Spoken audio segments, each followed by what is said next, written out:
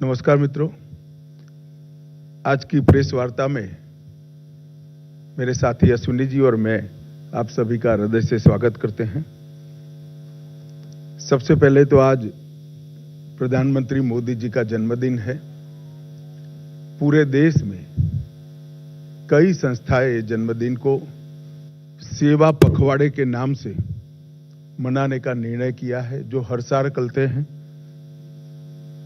17 सितंबर से 2 अक्टूबर ये 15 दिन देश भर के सभी जरूरतमंद लोगों की सेवा में हमारे जैसे कई कार्यकर्ता इसको लगाएंगे। प्रधानमंत्री जी एक छोटे से गांव के गरीब परिवार में जन्म लेकर दुनिया के सबसे बड़े लोकतंत्र के प्रधानमंत्री बने। न केवल प्रधानमंत्री बने, 10 साल में दुनिया भर से 15 अलग अलग राष्ट्रों ने इनको अपना सर्वोच्च पुरस्कार देकर न केवल प्रधानमंत्री जी हमारे देश का गौरव बढ़ाया है। आज देश की 140 करोड़ की जनता बहुत मन के साथ इनके दीर्घायुष के लिए प्रभु प्रार्थना कर रही है। मैं और अश्विनी जी भी वो प्रभु प्रार्थना के साथ अपने आप को संबद्ध करते हैं। मित्रों, आज की प्रेस वार्ता मोदी जी की तीसरी सरकार के पहले 100 दिन के कामकाज पर आपको सूचना देने के लिए बुलाई गई। जैसा आप जानते हैं, लगातार 10 साल भारत के विकास को समर्पित, भारत की सुरक्षा को समर्पित और भारत के गरीबों के कल्याण को समर्पित सरकार चलाने के बाद इस आम चुनाव में तीसरी बार भारतीय जनता पार्टी को और हमारे साथी दलों को सरकार बनाने का एक जनादेश जनता ने दिया। इसके परिणाम स्वरूप 60 साल के बाद पहली बार कोई एक नेता तीसरी बार अपनी घोषणा के साथ देश का प्रधानमंत्री बनकर देश का नेतृत्व कर रहा है। 60 साल के बाद पहली बार देश में राजनीतिक स्थिरता का माहौल आया है और नीतियों के सातत्य को भी हमने अनुभव किया है। और नीतियों की दिशा, नीतियों की गति और नीतियों को क्रियान्वयन करने की सटीकता, ये तीनों 10 साल तक बरकरार रखकर 11वें साल में प्रवेश करना, मैं मानता हूं, बहुत कठिन है। दुनिया के कई देशों में भी देखा गया, जहां एक प्रकार से वाइब्रेंट लोकतंत्र है, वहां पर ऐसे बहुत कम ही उदाहरण दिखाई पड़ते हैं। और इसका कारण है कि इस 10 साल में देश की बाहरी सुरक्षा, देश की आंतरिक सुरक्षा और देश की रक्षा प्रणाली, इसको मजबूत कर एक सुरक्षित भारत बनाने में नरेंद्र मोदी सरकार ने बहुत बड़ी सफलता मोदी जी के नेतृत्व में प्राप्त की है। शिक्षा के अंदर आमूलचूर परिवर्तन, हमारे चिर पुरातन शिक्षा शैक्षणिक मूल्यों को समाहित करते हुए, हमारी भाषाओं को गौरवान्वित करते हुए और आधुनिक से आधुनिक शिक्षा को समाहित करते हुए नई शिक्षा नीति लाने का काम नरेंद्र मोदी जी ने किया है। जब मेक इन इंडिया का नारा दिया गया, काफी लोग इसका मखौल उड़ाते थे, मगर आज मैं बहुत फक्र के साथ कह सकता हूं कि भारत पूरी दुनिया में उत्पादन का सबसे चहेता केंद्र बन चुका है और ये वास्तविकता है। हमारी डिजिटल इंडिया की योजना को दुनिया के कई देश समझना भी चाहते हैं, स्वीकारना भी चाहते हैं और उसको अपने विकास का आधार भी बनाना चाहते हैं। इकोनॉमी के 13 पैरामीटर्स में, चाहे बैंकिंग हो, चाहे मुद्रास्फीति हो, चाहे विकास दर हो, हर पैरामीटर में हमने डिसिप्लिन लाई है और प्रगति भी की है। अंतरिक्ष के क्षेत्र में आज सभी लोग भारत का अंतरिक्ष के क्षेत्र में भविष्य उज्जवल है, इसको एक्नोलेज करते। 10 वर्ष में आजादी के बाद पहली बार दुनिया ने रीढ़ की हड्डी वाली विदेश नीति को देखने का मौका मिला है। भारत की विदेश नीति में मेरे जैसे कई लोगों को रीढ़ की हड्डी दिखाई नहीं पड़ती थी, अब भारत की विदेश नीति में रीढ़ की हड्डी दिखाई पड़ती है। 10 साल में देश के 60 करोड़ गरीबों को एक ही 10 साल में घर, शौचालय, गैस, पीने का पानी, बिजली, 5 किलो मुफ्त अनाज और 5 लाख तक की स्वास्थ्य की सुविधाएं देने का काम नरेंद्र मोदी जी ने किया है। और हमें लक्ष्य लेकर चले हैं कि अगली बार जब चुनाव में जाएंगे, इस देश में कोई व्यक्ति घर बगैर का नहीं होगा। युवाओं के लिए ढेर सारे मौके तराशे गए हैं।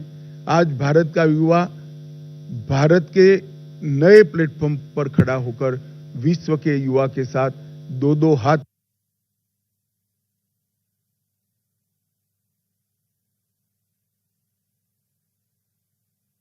और उसे संपन्नता को ध्यान में रखकर लाए गए हैं, जिसके देश के अनाज के भंडार भी भरे रहेंगे। आत्मनिर्भर होकर हम एक्सपोर्ट की स्थिति में आएंगे और किसान की माली हालत भी सुधरेगी। अमृतकाल का जब वर्ष आया, मैं इसका साक्षी हूं, कई सारे सुझाव आए थे और मोदी जी ने हमेशा की तरह अपनी अनूठी स्टाइल से अमृत काल के वर्ष को इस तरह से मनाया कि जब अमृत काल का वर्ष समाप्त हुआ तो अमृत काल शुरू हुआ और 140 करोड़ लोग 2047 में महान भारत की रचना के संकल्प के साझीदार बने और भारत के विकास की यात्रा के भी साझीदार बने। एक प्रकार से 140 करोड़ की जनता को इतने महान लक्ष्य के साथ जोड़ना, ये बहुत बड़े विश्वसनीयता का प्रमाण है जो मोदी जी में देश की जनता देखती है। तीसरे मैंडेट के बाद 100 दिन समाप्त हो रहे हैं। 100 दिन में लगभग 15 लाख करोड़ रुपए की परियोजनाओं को चालू किया गया है।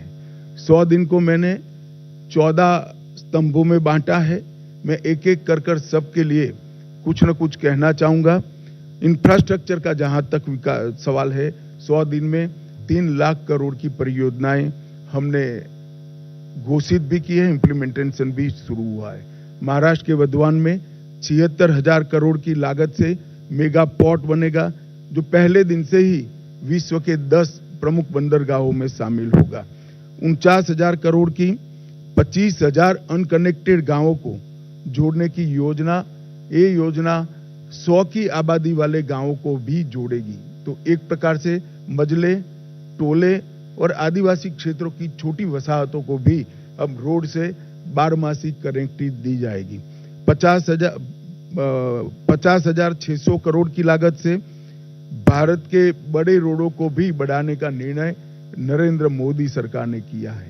वाराणसी में लाल बहादुर शास्त्री इंटरनेशनल एयरपोर्ट, पश्चिम बंगाल में बागडोगरा, बिहार में बिहटा में उन्नयन और अगत्ती और मिनीकोय में नवी हवाई पट्टी बनाकर पर्यटन को बढ़ावा देने के लिए आगे बढ़े हैं। बेंगलोर मेट्रो के phase 3, Pune metro, Thane integral ring metro और कई सारे मेट्रो के प्रोजेक्ट भी हमने इस 100 दिन में आगे बढ़ा है। किसानों को और कृषि का जहां तक सवाल है, 70वीं किस्त प्रधानमंत्री किसान सम्मान योजना की 9.5 करोड़ किसानों को 20,000 करोड़ रुपया वितरित किया गया और अभी तक कुल 12 करोड़ 33 लाख किसानों को 3 लाख करोड़ रुपया वितरित किया गया है। खरीफ फसलों का एमएसपी बढ़ाया गया है। मैं एमएसपी पर जरूर कहना चाहूंगा कि आप लोग भी आंकड़ों का अध्ययन करिएगा। यूपीए सरकार और कांग्रेस की राज्य सरकारों से कई गुना ज्यादा एमएसपी की खरीदी भारतीय जनता पार्टी की नरेंद्र मोदी सरकार ने की है, हमारी एनडीए सरकार ने की है। यही बताता है कि ये सरकार किसानों के हितों को समर्पित है। मक्के से इथेनॉल के उत्पादन के लिए सहकारी चीनी मिलों के इथेनॉल उत्पादक इकाइयों का मल्टीफीड इथेनॉल इकाइयों में रूपांतरण किया गया है। अब वो न केवल गन्ने के रस से, मक्के से भी इथेनॉल उत्पादन कर पाएंगे। तो जिस वक्त देश में चीनी की जरूरत होगी तब गन्ने का रस का उपयोग नहीं होगा, मक्के का उपयोग होगा, और चीनी ज्यादा होगी तब चीनी के रस से इथेनॉल बनेगा। हमने प्याज और बासमती चावल की न्यूनतम निर्यात मूल्य एमईपी को हटा दिया गया है। प्याज पर निर्यात शुल्क 40% से 20% करा है, और एग्रीश्योर नाम का एक नया फंड लॉन्च करने का भी हमने काम किया है। मध्यम वर्ग को भी इस 100 दिनों में कई सारी राहत दी गई है। टैक्स राहत, 7 लाख तक की आय पर अब कोई टैक्स नहीं लगेगा। वन रैंक वन पेंशन का तीसरा संस्करण लागू कर दिया गया है, और 3 करोड़ घर प्रधानमंत्री आवास योजना के तहत स्वीकृत किए गए हैं।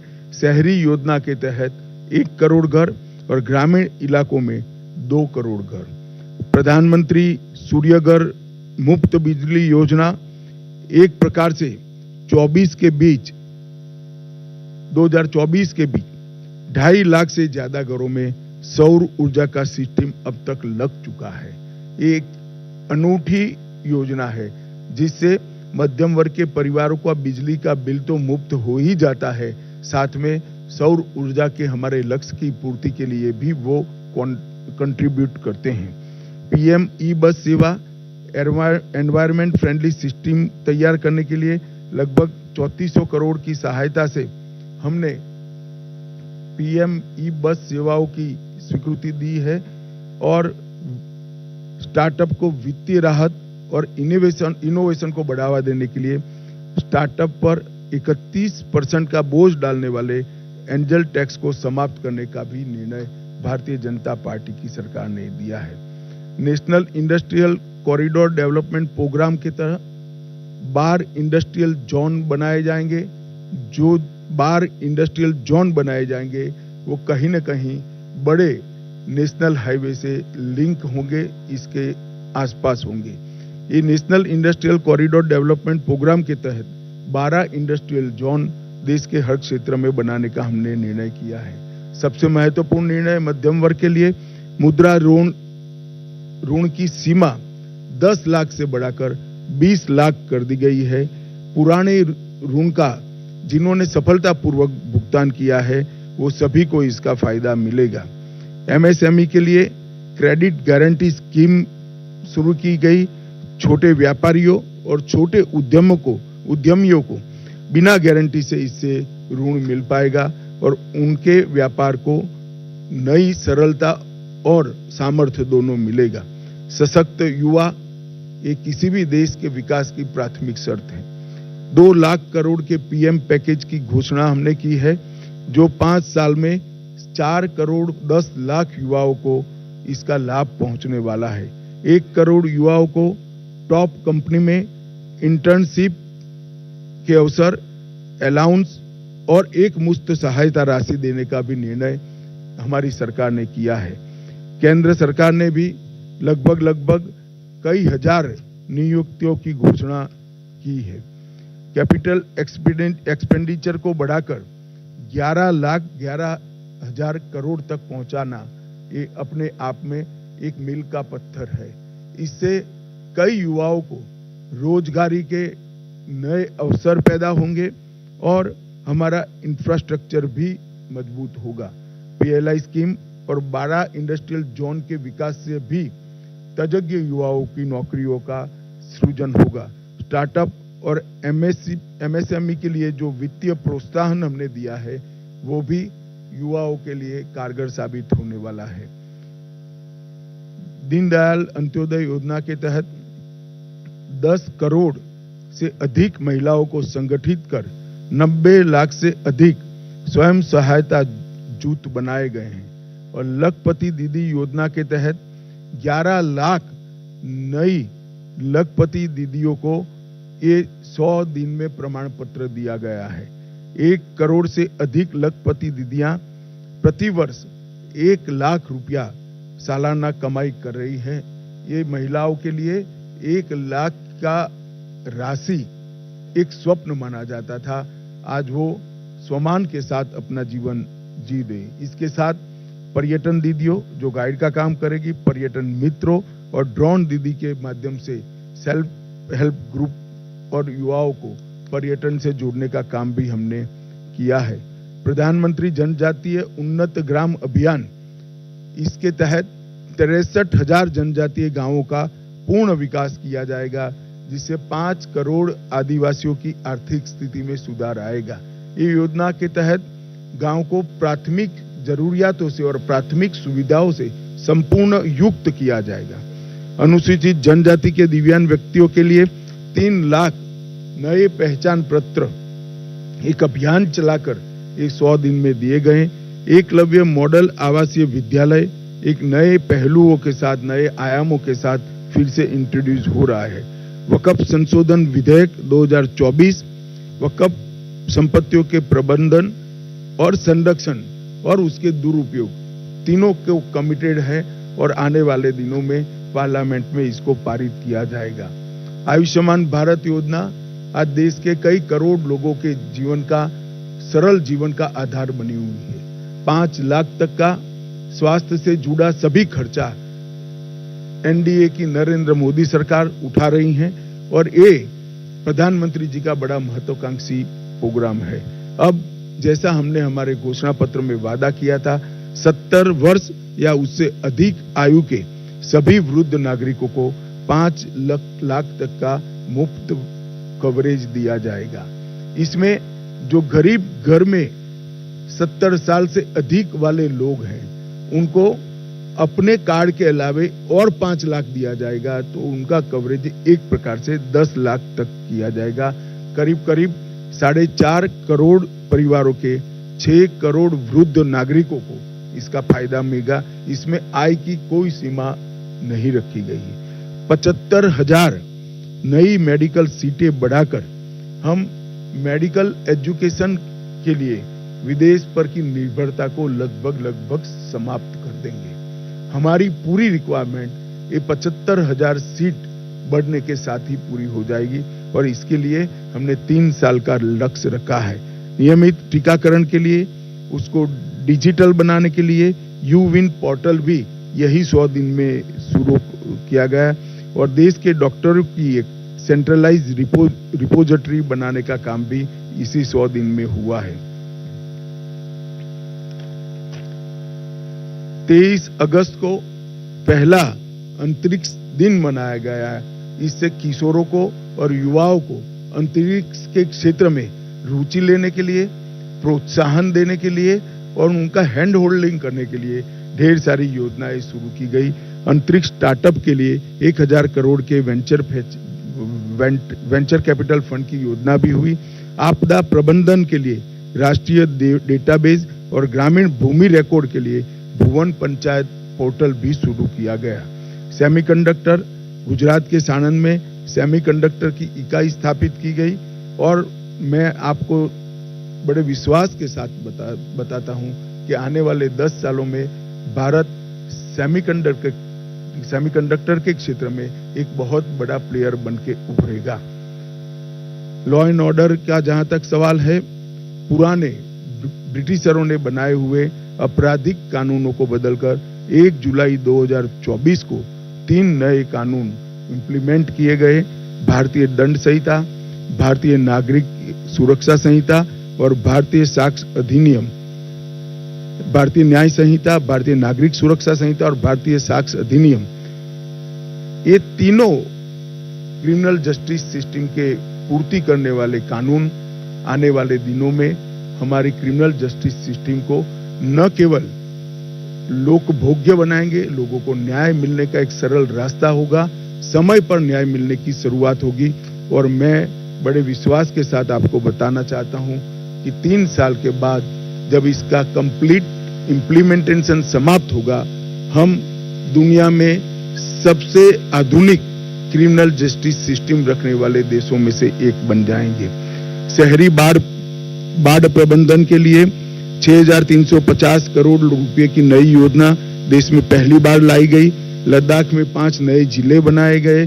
25 जून को संविधान हत्या दिन मनाने का फैसला कर आने वाली पीढ़ी को इमरजेंसी जैसे काले दौर से देश को न गुजरना पड़े, इसलिए जागरूक करने का एक हमेशा के लिए प्रयास करने का निर्णय लिया गया।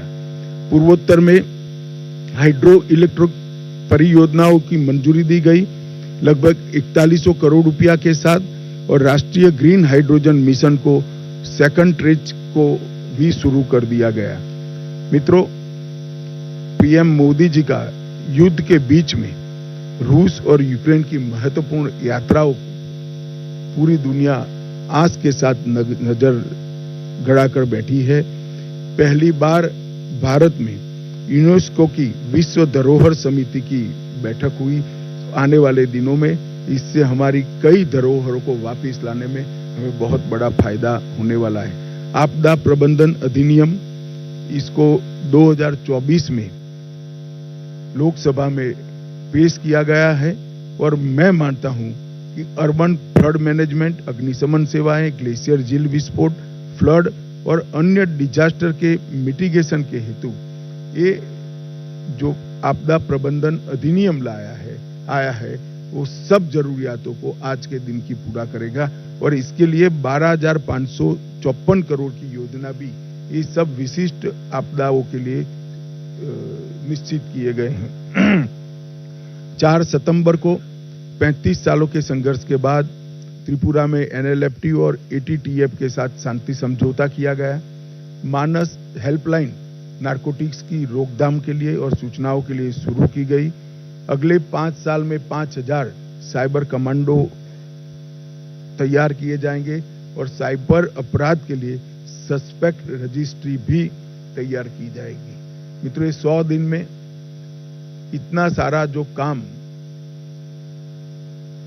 उसको अंजाम देने में सफलता मिली है, उसका कारण है जब हम चुनाव में गए, राजनीतिक पार्टियां और चुने हुए प्रतिनिधि तो चुनाव में गए थे, परंतु मोदी जी ने चुनाव के 6 महीने पहले ही ब्यूरोक्रेसी को एक काम दिया था कि पाइपलाइन में जितनी भी चीजें पड़ी है, जो भी नई सरकार आएगी उसके लिए समाप्त कर रखे, जिससे देश के विकास के गति में बाधा न उत्पन्न हो।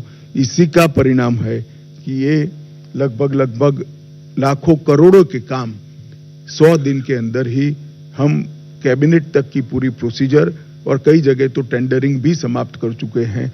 इसके कारण देश की विकास की गति न केवल बढ़ेगी, देश सुरक्षित संपन्न होगा, और नई शिक्षा नीति को इंप्लीमेंट कर शिक्षा के क्षेत्र में भी हम आगे बढ़ेंगे।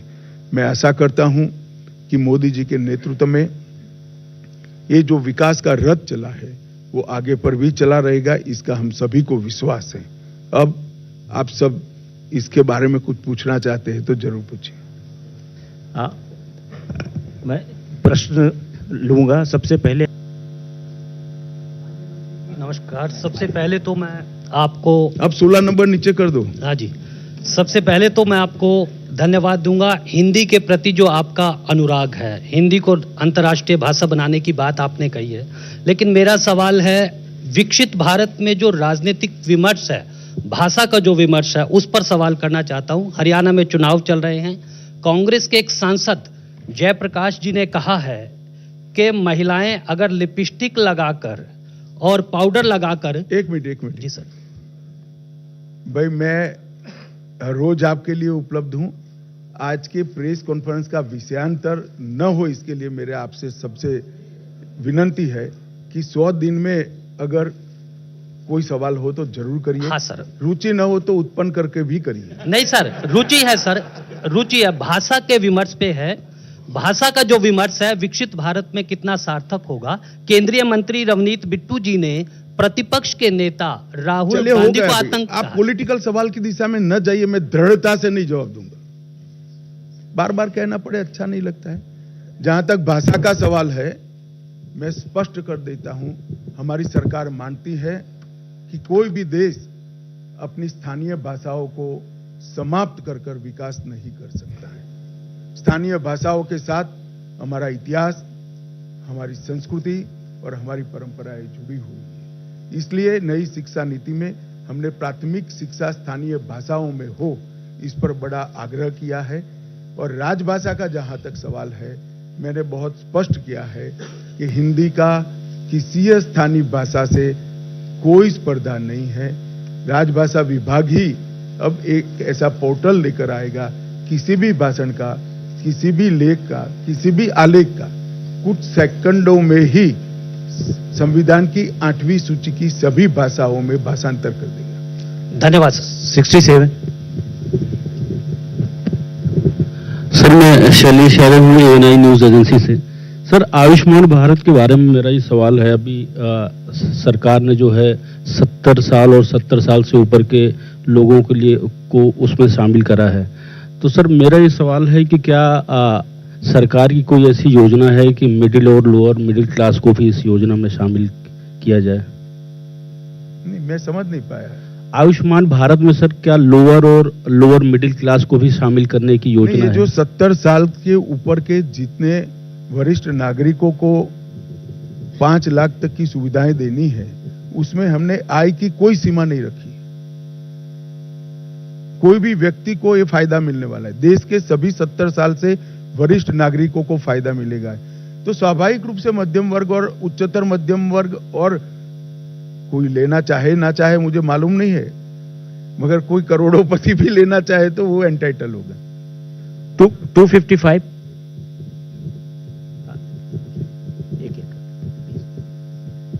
सर, मैं अमित हूँ टाइम्स नंबर से। सर, एक सवाल है। 100 दिन के जो अचीवमेंट्स की बात हो रही है उसमें तमाम चीजें हैं, लेकिन विपक्ष ये कह रहा है कि जो रेलवे है, रेलवे में जिस तरह से हादसे हो रहे हैं, जिस तरह से चीजें हो रही है, और कई लोग उसको देख के कह रहे हैं कि ये सरकार में रेल हादसे हो रहे थे, लेकिन जो देखा गया है किस तरह से सामने हुई, तो क्या आपको लगता है कि उसमें सैबोटेज वाली भी चीज हो रही है या कोई साजिश है उसमें जानबूझ के सरकार को बदनाम करने की कोशिश रेल हादसे के जरिए?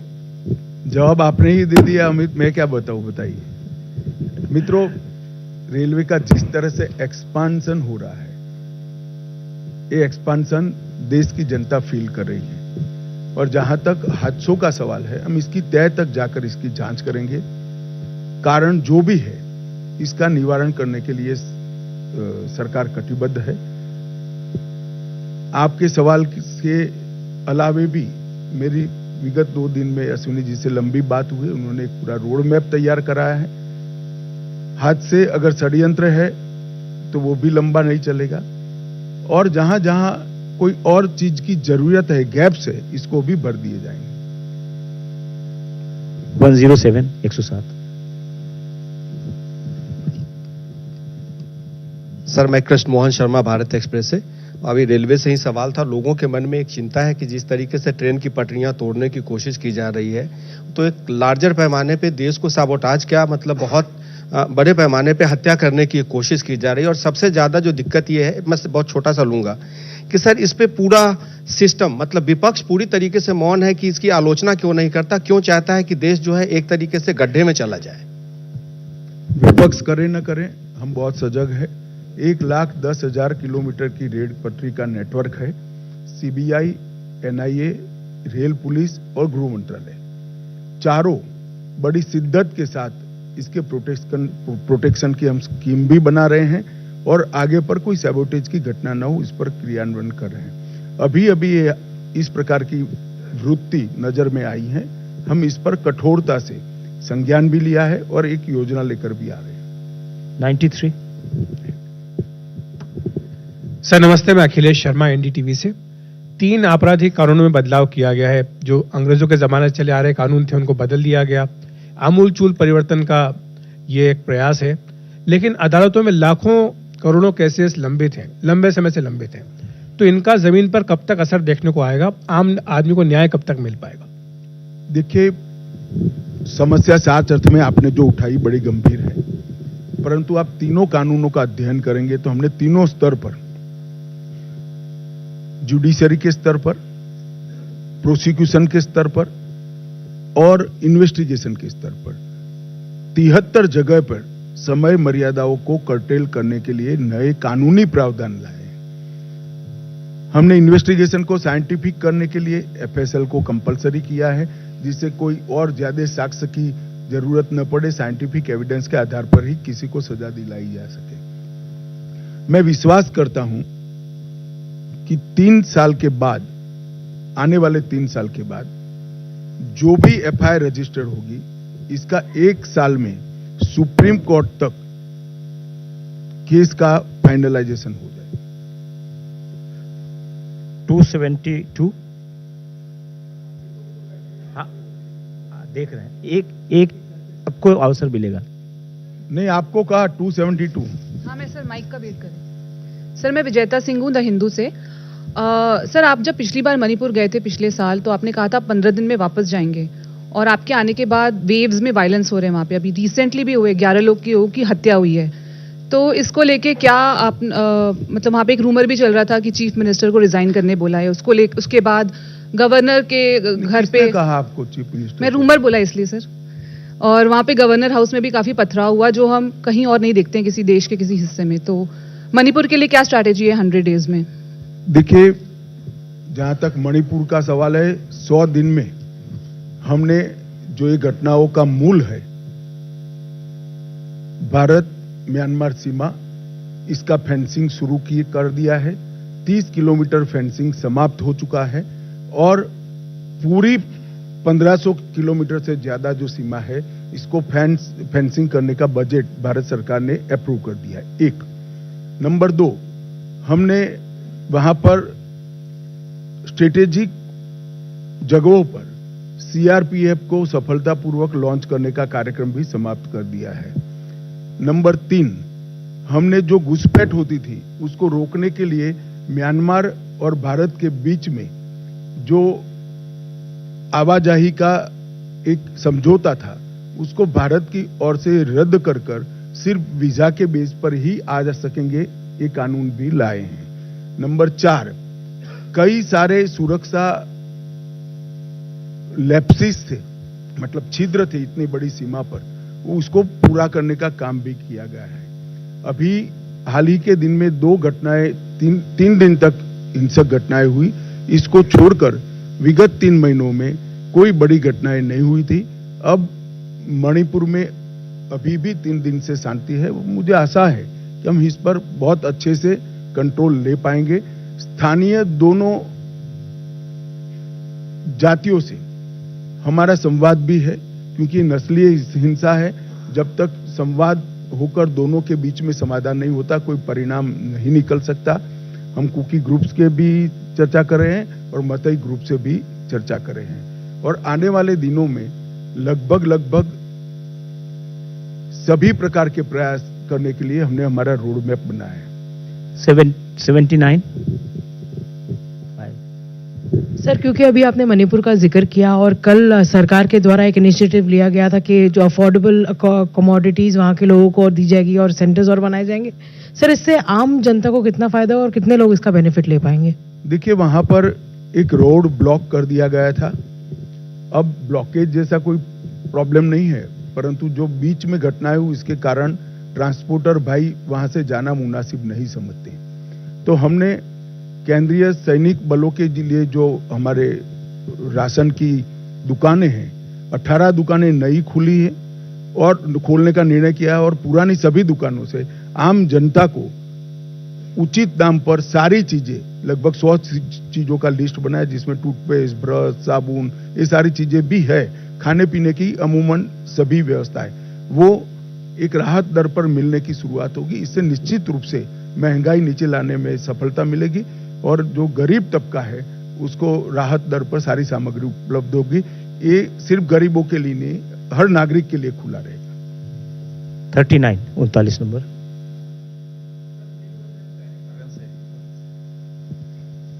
नीलू रंजन, दैनिक जागरण से।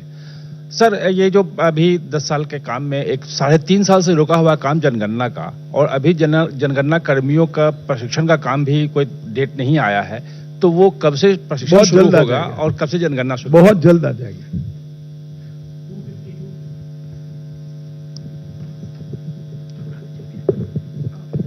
मंत्री जी नमस्कार, मैं प्रदीप कुमार बोल रहा हूँ, फाइनेंशियल जर्नलिस्ट। ये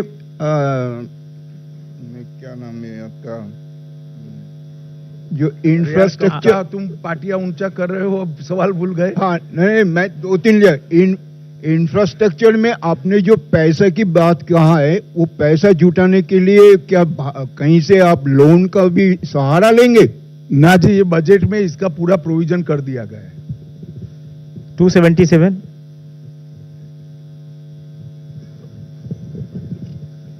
सर मैं सौरभ हूँ एएनआई से। सर से इनका जो भी कास्ट सेंसस का सर का सवाल था, इसी से कंटिन्यू है। सर कास्ट सेंसस को लेकर सर कुछ है क्या सर इसमें, क्योंकि ऑपोजिशन काफी चीजों को जब भी सेंसस के लिए घोषणा करेंगे, ये सभी चीजों को सार्वजनिक कर देंगे। 17 पीछे, 17 पीछे। सर मैं रविकांत राय हूं, टाइम्स नाउ नवभारत से। सर पिछले कुछ दिनों से देखा गया है कि कुछ मुस्लिम संगठन जो है मस्जिद के बाहर एक क्यूआर कोड को चिपका रहे हैं। वो कह रहे हैं कि इसको ज़्यादा से ज़्यादा स्कैन करो ताकि सरकार के ऊपर दबाव बने, जो वक्फ अमेंडमेंट बिल आप लोग लेकर आने वाले हैं जो जेपीसी के पास है वो ना आ सके। चलिए, इसमें मैं कोई टिप्पणी नहीं करना चाहता, कर भी नहीं सकता। संसद की समिति इस पर काम देख रही है। कुछ लोगों ने संसद की समिति के में भी इसको उजागर किया है, कंप्लेंट्स की है, ऐसी मेरे पास जानकारी है। परंतु ये तो संसदीय समिति को देखना है कि एक सिर निर कैसे करना, जेन्युइन पक्ष या विपक्ष की शिकायतें हैं इसको कैसे सुनना, और जो इस तरह के मास प्रोग्राम है इसको कैसे डील करना, वो संसदीय समिति ही बहुत सक्षम है। 78। सर मैं आमोद हूँ TV9 से। एक बहुत महत्वाकांक्षी परियोजना आप लोग की रही है, वन नेशन वन इलेक्शन, उसको लेकर क्या योजना है और कब तक इसको लागू किए जाने की संभावना? इसी सरकार के कार्यकाल में वन नेशन वन इलेक्शन हम लागू करेंगे। 95।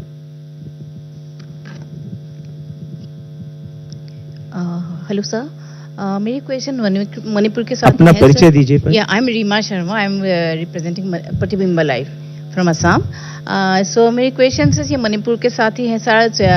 प्राइम मिनिस्टर नरेंद्र मोदी जी का बर्थडे है और इस बर्थडे में मणिपुर में विजिट करने का कुछ डिसीजन अनाउंस करके कुछ ऐसा कुछ है कि prime minister Modi ji Manipur visit करेंगे? और सेकेंड, चीफ मिनिस्टर अभी भी कंटिन्यू कर रहे हैं सर, चीफ मिनिस्टर अभी भी कंटिन्यू कर रहे हैं इतना वायलेंस के बाद भी। आप कुछ प्लान है ऐसा करने का मणिपुर का? सवाल कर सकते हैं, बहस नहीं कर सकते हैं sir. 44। Sir Deepak Ranjan, PTI video services से। आपने 100 दिनों में 15 लाख करोड़ रुपए के परियोजना की मंजूरी की बात कही है। इसमें नक्सल प्रभावित बॉर्डर एरियाज और एस्पिरेशनल डिस्ट्रिक्ट्स के विकास डेवलपमेंट के लिए इसमें क्या कहा है? देखिए, नक्सल प्रभावित क्षेत्रों और हमारे आकांक्षी जिले हैं, उसके विकास के लिए ढेर सारी योजनाएं चल रही हैं। नक्सल प्रभावित जिलों के लिए विशेष रूप से जो मिशन लिंक वाले रोड थे, इसको इस 100 दिन में हमने अप्रूव किया है और लगभग 6000 नए टावर कम्युनिकेशन के लिए लगाने का निर्णय किया है और 1500 स्कूलें नई खोली जाएगी। सस्ता राशन की दुकानें 378 खोलने का निर्णय किया गया है और सभी गांव जो अब नक्सल समस्या से मुक्त हुए हैं, इसको केंद्र सरकार और राज्य सरकार की 300 योजनाओं से 100% सैचुरेशन करने का हमने निर्णय किया है। जहां तक आकांक्षी जिलों का सवाल है, आकांक्षी जिलों को देश के सामान्य जिलों के स्तर पर लाने के लिए आकांक्षी तहसील की योजना भी अब इंप्लीमेंट की जा रही है। तो आकांक्षी जिले के तहत जितनी भी तहसील है, वो सभी तहसील भी अपने सभी साथी तहसीलों के साथ स्पर्धा कर आगे निकलने का प्रयास करेगी। तो तहसील एडमिनिस्ट्रेशन को भी इसके नए लक्ष्य दिए गए हैं। मैं मानता हूं इससे आकांक्षी जिलों के विकास को एक गति मिलेगी। 190। Sir Amit Pandey, News 18 India से हूँ। सर पूर्वोत्तर में शांति प्रक्रिया की आपने बात की, तो रोड मैप क्या है? अगले कितने समय में आप सारे जो अलगाववादी संगठन है, उग्रवादी संगठन, उनको आप?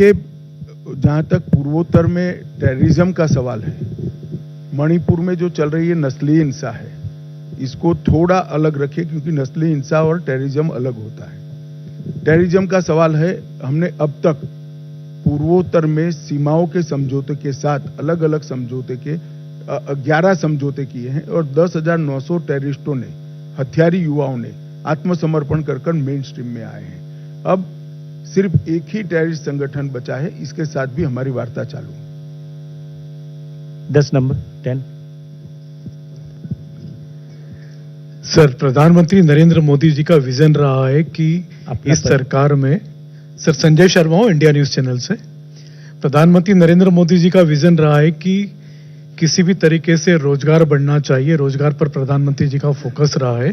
तो ये जो 100 दिन की जितने भी आपने भी जिक्र किए इंफ्रास्ट्रक्चर प्रोजेक्ट से लेकर सारी चीजें, आपको कितना विश्वास है कि इनसे रोजगार बढ़ेगा और कितना बढ़ेगा? सिर्फ इंफ्रास्ट्रक्चर के प्रोजेक्ट नहीं, मैं मानता हूं लखपति दीदी भी एक प्रकार से ग्रामीण क्षेत्र की गरीब महिलाओं के लिए रोजगार का एवेन्यू खोलेगी। हम 4.5 करोड़ युवाओं को कौशल की दृष्टि से उन्नयन कर अप्रेंटिस की स्कीम लाए, इनसे भी रोजगार बढ़ेगा। और इंफ्रास्ट्रक्चर, इंडस्ट्रियल पार्क, ये सबसे भी रोजगार का सृजन होगा।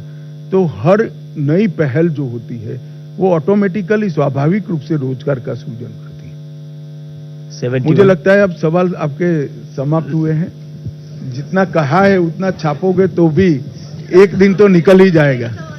बहुत बहुत धन्यवाद।